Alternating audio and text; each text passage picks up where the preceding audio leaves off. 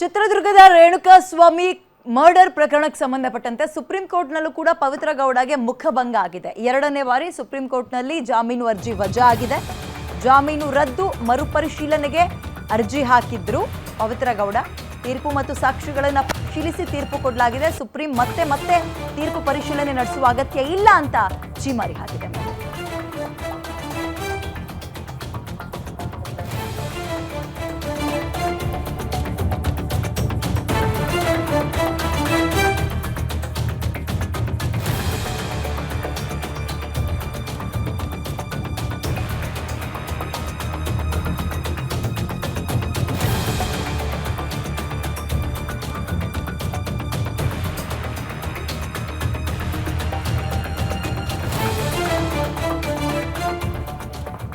ಇದೀಗ ಸುಪ್ರೀಂ ಕೋರ್ಟ್ನಲ್ಲೂ ಕೂಡ ಪವಿತ್ರ ಗೌಡಗೆ ಮುಖಭಂಗ ಆಗಿದೆ.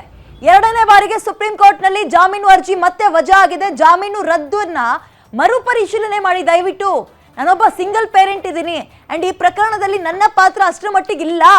ನಾನೊಬ್ಬ ಸಿಂಗಲ್ ಪೇರೆಂಟ್, ನನ್ನ ಮಗಳನ್ನ ಸಾಕಬೇಕು, ಇದನ್ನ ಪರಿಗಣನೆಗೆ ತಗೊಂಡು ನನಗೆ ಬೇಲ್ ಕೊಡಿ ಅಂತ ಹಾಕಿದ್ರು. ಅದು ರದ್ದಾಗಿತ್ತು. ಅದನ್ನ ಮರುಪರಿಶೀಲನೆ ಮಾಡಿ ಅಂತ ಅರ್ಜಿ ಹಾಕಿದ್ರು ಪವಿತ್ರ ಗೌಡ. ತೀರ್ಪು ಮತ್ತು ಸಾಕ್ಷಿಗಳನ್ನು ಪರಿಶೀಲನೆ ಮಾಡೇ ನಾವು ತೀರ್ಪು ಕೊಟ್ಟಿರೋದು, ಜಾಮೀನು ರದ್ದು ಮಾಡಿರೋದು. ಸುಪ್ರೀಂ ಮತ್ತೆ ತೀರ್ಪು ಪರಿಶೀಲನೆ ಮಾಡೋಕೆ ಅಗತ್ಯ ಇಲ್ಲ ಅಂತ ಈಗ ಬಂದಿರುವಂತಹ ಮಾಹಿತಿ. ರೇಣುಕಾ ಸ್ವಾಮಿ ಕೊಲೆ ಪ್ರಕರಣದ A1 ಆರೋಪಿಯೇ ಪವಿತ್ರ ಗೌಡ. ಕಳೆದ ಆಗಸ್ಟಲ್ಲಿ ಪವಿತ್ರ ಗೌಡ ಜಾಮೀನು ಅರ್ಜಿ ವಜಾ ಆಗಿತ್ತು. ವಜಾ ಆದ 3 ತಿಂಗಳಲ್ಲೇ ಮತ್ತೆ ಅರ್ಜಿಯನ್ನು ಸಲ್ಲಿಸಿದ್ರು ಪವಿತ್ರ ಗೌಡ. ಮರುಪರಿಶೀಲನಾ ಅರ್ಜಿಯನ್ನು ವಜಾ ಮಾಡಿದೆ ಸುಪ್ರೀಂ. ಇದೀಗ ಜಾಮೀನು ಅರ್ಜಿ ವಜಾ ಆದ ಹಿನ್ನೆಲೆ ಮತ್ತೆ ಇಲ್ಲಿ ತನಕ ಹೆಂಗೆ ಜೈಲಲ್ಲಿದ್ರು ಅದೇ ದಿನವನ್ನು ಕಳಿಬೇಕಾಗತ್ತೆ. ಇವರು ಈಗ ಬೇಲ್ಗೆ ಕೊಡ್ತಾ ಇರುವಂತಹ ರೀಸನ್ ಏನಪ್ಪ ಅಂತ ಹೇಳಿದ್ರೆ, ನಾನೊಬ್ಬ ಸಿಂಗಲ್ ಪೇರೆಂಟ್ ಇದ್ದೀನಿ, ಅಂದರೆ ನಾನೊಬ್ಬಳೇ ನನ್ನ ಮಗುವನ್ನು ನೋಡ್ಕೋಬೇಕು, ಮಗಳನ್ನು. ಆಕೆ ಬೇರೆ 10th ಏನೋ ಓದ್ತಾ ಇದ್ದಾಳೆ.